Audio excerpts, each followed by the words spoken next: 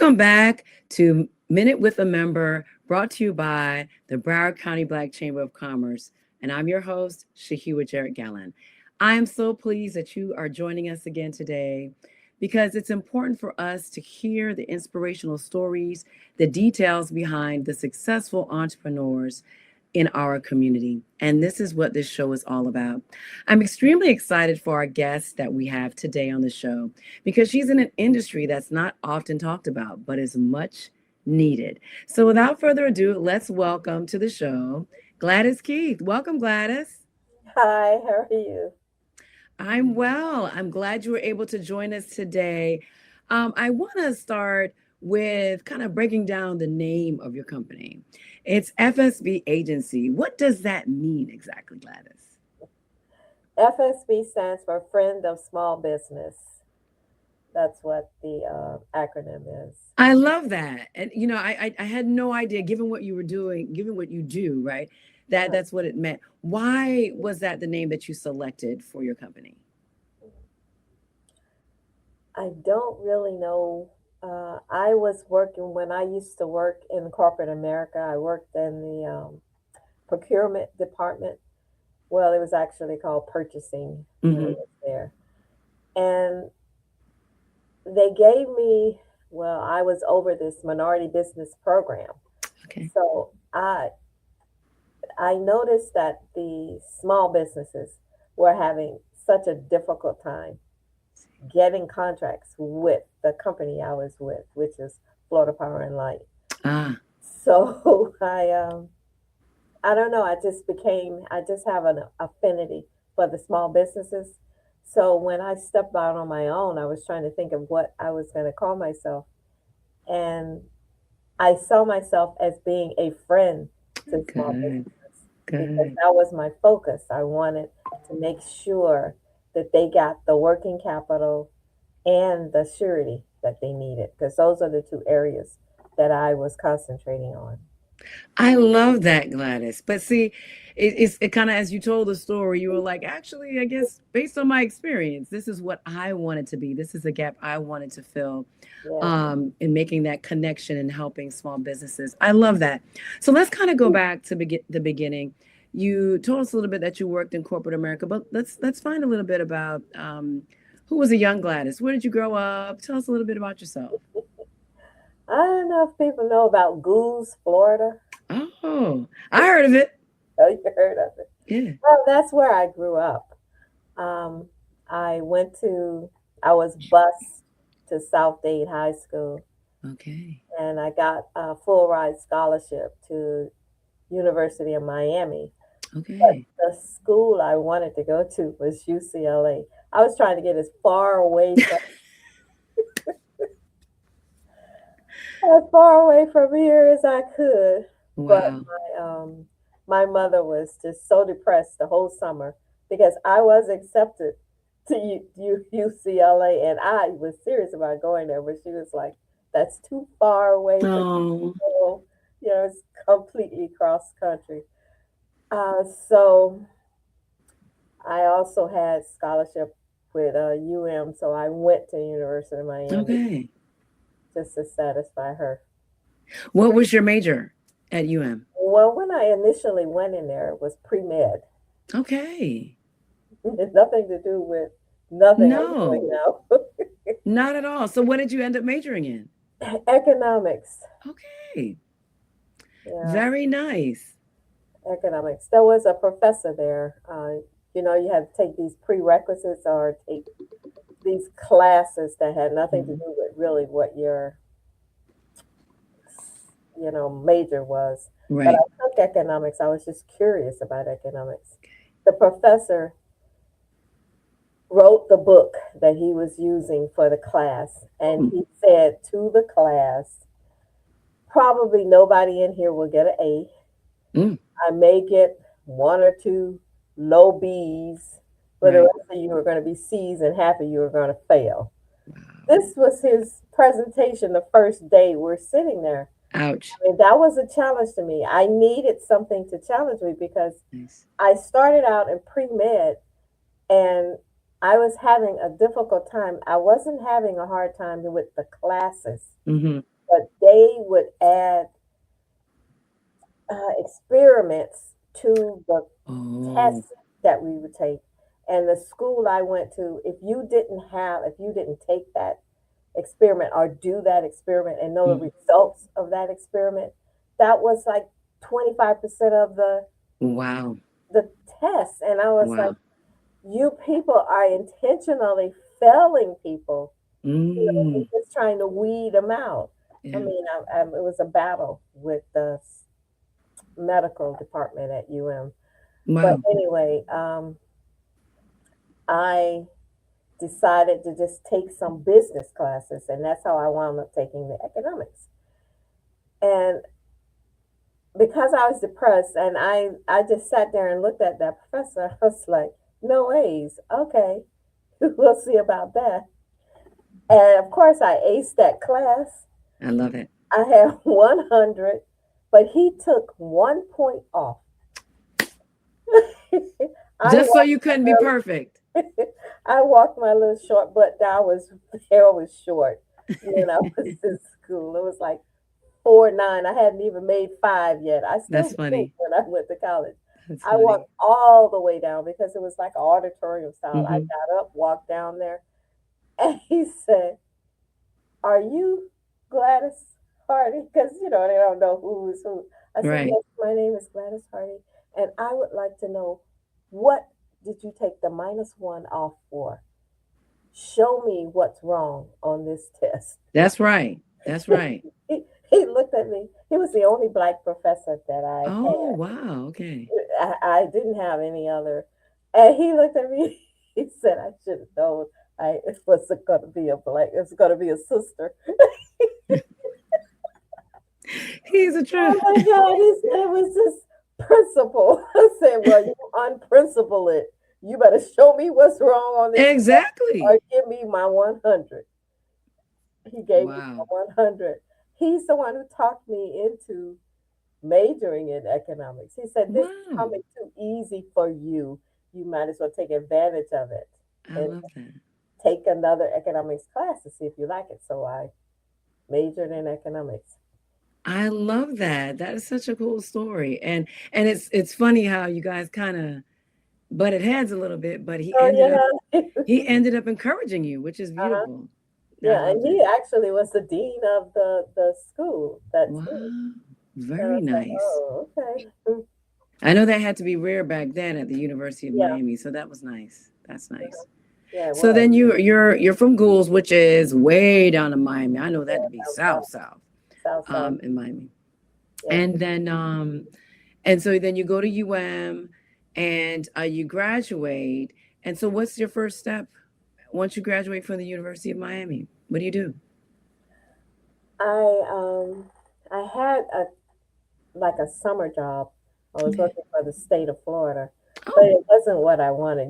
At the time you're looking, I needed a right. job because my parents had relocated now to Georgia. They were Oh. My father is a minister, and he he was on the AME, African Methodist Oh, couple, and they yeah. moved them Yeah. around. So he Amen. was in Georgia. My siblings and everybody was in Georgia. So Wow. I had to get a job, so I had to find a place to Mm-hmm. stay, roommate or whatever. So on lunchtime, I walk into an FPL office Mm. and I tell them I really don't know how your process is, but do I fill out an application Okay. for a position here? And then the guy looked at me, he's like, and what exactly what's your area of interest? Right. Well, I told him, I really don't have a particular area of interest.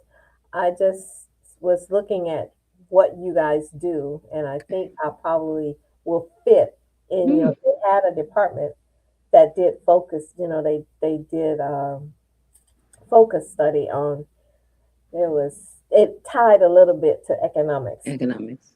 So he looked at me, he said, "Oh, that's a very small department, and you're gonna have to wait for somebody to die Oh, to wow. get before we replace. Wow. I said, well, no, I don't think I want to wait. I don't No. want to wait. No. But he said, we have a management rotation program where you can Mm, go around to all the different departments and nice. find what your niche is. Wow. So I said, okay, that sounds good. I had no, I was kind of trying to find Mm-hmm. myself then. Nice. And it was funny because I just went there to fill out an application. Right. He basically was interviewing me and I didn't know it at the time. Ah. And when then I was like, I got to get back to my other job. I was like, this is lunch for me. I really need to get That's back to funny. the other office. And he said, when can you start? And I'm saying, Oh, when can I start? You mean I, you're hiring me for this? He said, wow. yes. Wow. I was because I always carried my I love that. transcript with me. Oh, Right? I had a transcript. I had my little smart. recipe that I did. So I gave him all that, and he was looking at my transcript, and I was did pretty good as far Mm-hmm. as transcript wise. And he was like, "Oh yeah, yeah, we're hiring you." I said, okay, Nice. so I've got to give my current job time so I can transition to your business. Right. And he said, "Okay, so you start in 2 weeks. Give Love your that. current job 2 weeks, and you start here in 2 weeks." Nice. So that's how I actually got a position at Wow. FBO. And it was just a walk in to fill out an app. Wow. But I love that. So a lot of times folks will, especially these days, it's kind of like a let me just go online, kind of fill out, or maybe back in the day you may call, but to walk in shows that assertiveness, that confidence to say, look, I'm serious and I love that. And it worked out for you. It worked out for you. So how long were you at FPL? Oh, I worked there for 15 years. Okay. Okay. So what did you end up doing? Because you got into FPO through this program with a rotation. So what Yeah. did you end up doing? I wound up, at first, I was in the accounting department because they Okay. really didn't have economics. Because my, Ah, even though I majored in economics, it's mm-hmm. tied to the School of Business. So I did I take see. an accounting class. I see. So I was a fast learner. And I Nice. told them, I'm a quick learner, so if you're going to train me to do whatever it is you need me to do, I can learn real quick. Nice. So I started out in the account. Well, I actually started in customer service. They moved me out of customer service Mm. because I was too nice. They moved you because you were too nice. That That's literally a first. true. Yeah, no, I know it was first, but it Wow. was like, no, we have to get her off the phone because people were calling in and they would hold on to the line waiting to talk to Gladys. They wanted to talk to Gladys. Let me talk to They don't Gladys. want to talk to nobody. I want to talk to Gladys Party, please. That's Like, funny. I Wow. mean, we're like, we got other Wow. customer service reps here. No, we have to move her, rotate her quickly. They put me Wow. in where they cut off, where they put me in the collections area. Oh, And they thought that was going to be worse. I would get the bad clients. right. They were all calling me too because I was making payment arrangements Okay. with them. Okay, so can Nice. you pay this and we can work something out and keep your Right. lights on? And so they took me. They just got me completely out of that area Mm. and put me in accounting. They really didn't want me to talk to any customers at all. Right. Pretty So that's much. how I wound up in accounting. And then after I got married and had my son, Mm-hmm. when I came back, they had a position in purchasing. And that's how I wound up doing the minority business program. Wow. And how long did you do that? Were you involved in the MBE program there? I did it for I'm going to say about 3 years. Okay. Okay. And they that after it was only for 3 years because then they had a layoff. They started the Oh, laying off stuff, and I okay. asked to be laid off. I said, could you please put Wow. me on the list? But why did you do that, Gladys? I It don't was think I've because ever my heard that. husband and I both worked at FPL, and I saw the writing on the wall. I mean, I was like, I both see. of us can't have our income coming from the True. same organization. I need to. He was much higher up Okay. in management, and I was like, okay, you stay here. I will look for something else. Okay. So, So what did what? you do once you left Well, FPL? I transitioned from FPL and went to the Beacon Council and was doing the Okay. same thing, minority business. I was doing the same Okay. thing I was doing at FPL for the Beacon Council. They Okay. had a minority program where, and also a lending program where we were Okay. funding. So I just went to the Beacon Council. So at what point did entrepreneurship, owning your own business, going out on your own really come to mind? What kind of created that thought in your mind for you? I think I've always had it in the Mm-hmm. background, always wanted to work for myself because I don't, to me, I don't have the personality I see. to want to, because I always battled with everybody that was management over me. Mm. It was headbutting the whole Oh, while I was in corporate America. wow. It was really gave me the strength to want to Mm. do something on my own. Okay. But when I transitioned from the Beacon Council, I was working for a program management company Mm-hmm. for Miami-Dade County. They were Oh, doing this large project where they were doing redoing the water and sewer mm. fund. My job was to help the small businesses get well, not really bonding, but get working capital. Okay. So I was helping them get working capital, Yeah. setting them up for working capital. Mm-hmm. And the vice president for the surety company looked at one of my packages that I was putting together, Mm-hmm. and she was like, you know, everything that you're asking for the working capital side, I need for the bonding side. Mm. And I was like, okay. So she asked me, do you like doing working capital? I said, no, I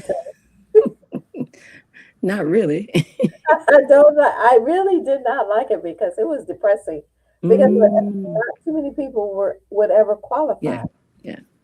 And I wound up. Yeah, I all I was doing was basically teaching 90% of the people I was involved with, just telling them what they need to do. Go back to your office, Right. get these documents, and go talk to this person and clean up your credit. Right. Just telling them what to do so that when they come back to me, maybe I can approve you Right. for something. So, but she said, on my side of the house, what I do, Gladys, I think you'll be more successful Mm. and have a positive turnaround. Mm. So I said, okay. So she paid for me to go get my license. Okay. Wow. Wow. And she hired me to work for, she was a vice president at the surety company, but she was transitioning from the surety company. She wanted to go on the agency side. And she Okay. was starting her opening of her agency. Oh, And she was really out here looking for people to be agents and work with her. okay. I wound up being her number one agent, Very nice. Wow. licensed agent.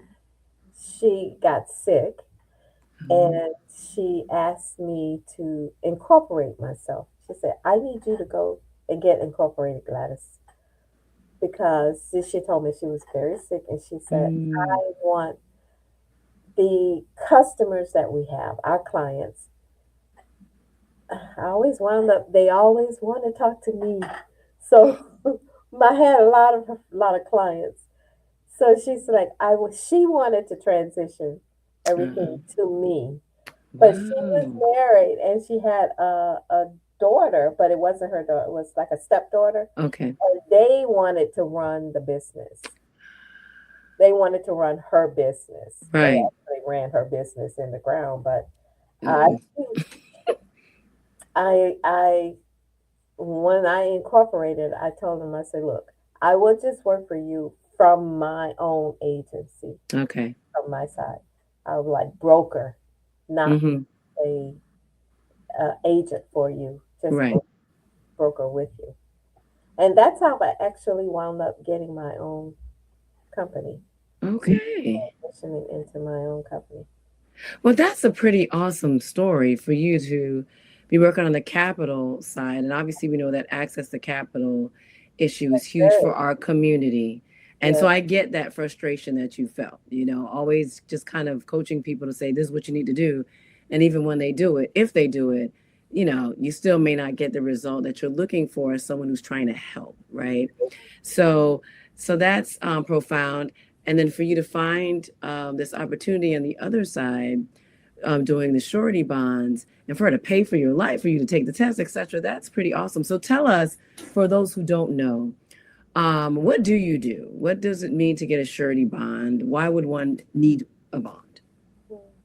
well, if you're going to be working for any type of federal project, Mm, municipality, the state, anything like that, you have to before the you can start your project, because these funds that they're using is tax dollars. The counties, the states, the federal government, they have to be fiduciarily responsible for allocating these funds for particular projects. The only way they can really guarantee that this is being done is the contractor or whoever gets the project, whoever wins the project, before they can start the job, they have right. to provide a performance and payment bond. That is a guarantee to the government that you're going to do what you say you're going to do for the price you say you guaranteeing for. You say the project is going to cost 500,000, then 500,000 is what the county is going to give you, federal government is going to give you, whoever you got the project with. And you're going to complete the job, close out everything, pay everybody that's on the job. That's basically what a bond is doing. It's guaranteeing that everybody is getting paid and you're doing what you're supposed to do to complete that job. Okay. That is what bonding is all about. Okay. So then give the listeners some examples of companies that utilize your services. Construction companies Yeah. are like maybe 70% Okay. of the people that come to me, construction companies. Okay. But they're not the only ones who work for federal Right. governments or work for municipalities. Right. It could be any company that gets a contract with the Mm-hmm. city of Miramar, Broward County, Dade County. You get a contract there, and you go over a certain threshold. Some municipalities is 100,000. Most of them is Mm, 200,000. If you go over 200,000, you're going to have to provide a yeah. performance and payment bond Right. before you can start whatever project you are getting. Right. And that those are the companies that come to me when you get those types of projects. Okay. The private industry is starting to require bonds now too. Oh, okay. Interesting. Yeah. So you're seeing some growth on that side, folks seeking you Yeah, out that are it's doing private crying contract. on that side. Because when I say crying, a lot of the contractors didn't have to deal with bonding Mm-hmm. when they were on the private side. Yeah. And now they're coming to me crying, oh, Wow. they never asked me for a bond before. Yeah. They asking now. Now they want a bond. I said, well, it's a good thing you do. You're already getting bonds, so you know Right. what they need. Right. Right. So let me ask you. So how long have you been doing this, Gladys? How long Oh, have you had your own company? I got my license in 1996. Okay. Yeah, And you've been plugging along ever since. I've been plugging along ever since. I actually, when I got my license, I was doing working capital at the time. Mm. So, and coming from the working capital side, it really, really helps Mm. because I can assess someone's financial position. Very good. And I actually had a surety company wanted to hire me away from being an agent. They wanted me to come on their side and do underwriting Ah. because when I send the request to them, I've already underwritten the contractor. I've already Oh. looked at their financials and I know my goal is I never send anything to the surety until Mm-hmm. I know it's going to be a yes. I don't want to waste time. My objective is yes, it's approved, and we move on. And if they say no, they know they have to go through hell and high water explaining to me why it's a no. I love that, Gladys. So that's why you are a true friend to small business. I love So that. yeah, I'll be fighting like crazy. No, I need to. You need to explain to me why it's a no. There's enough working capital here. They have the experience. What are you saying no for? I love that. So you are a fighter. I love that you're standing up for small businesses in this area because I understand the need for the bonds because we promote heavily at the chamber government contracting, and so it's lovely to be able to have someone in the chamber that does this, and then can also educate folks on what they need in the process because I find that is important as well. So now I see that you've been in the business for a while, and I see that you're trying to bring in your son. You mentioned that you got married earlier and had a son, Douglas. Hmm. So what is the future of the business? What are you thinking? My goal is, well, he is licensed now. Okay, Uh, go Douglas. yeah, he's been doing it now for, this is going into his second year. And I'm Okay, just trying to transition. I've been out here for a minute, so I yeah, want to travel. I I know, want to I just know. ease on out and just let him take over. Just take over the business. I want to let him start running it. Okay, I'll stay in the background and be like an underwriter for him okay, as he's learning and to make sure I do. But that's just behind the scenes. I'm yeah. trying to throw him out there, his face out there. I love that because that is true. When you're a small business, your face, your personality, your persona, your presence really is the business. It's kind of synonymous. So that Right. is true. In that transition, it's important to say, well, now it's your turn. If you're taking over, people are Hmm. now going to need to associate you with the You. business. Right. Yeah, I love this. So you got a succession plan, Gladys, and a travel plan too. I have a travel plan on set. I love that, but I love that you've been there to train him. So it's not some sudden thing. You're training him up. You're showing him, how it should be done, doing it the right way, being thorough. Hmm. I love that. I really do. I love that. Hmm. I love that. So you're Yeah, thinking. Go ahead. surprised he likes it. He likes doing it. Oh, So it's a good thing. that's a blessing. Yes. Because sometimes kids are like, I don't want to have anything to do with it. I don't like it. I don't want to do it. And Right. then you have to fight them to kind of, carry the family name on. Hmm. But I love that. I'm just really happy. We got to sit down and talk last because it was so interesting to hear, and I've known you for a while, but now I get to hear some of the intricate details regarding your story. And I know that it was inspirational for others hearing this, right? You have some tenacity. You're quiet. You Yeah, have a I am quiet kind of quiet, but I'm a spirit. Huh? Go ahead. Say what you said. I say I'm quiet, but I'm a fighter. And that's what I was gonna say. Yeah.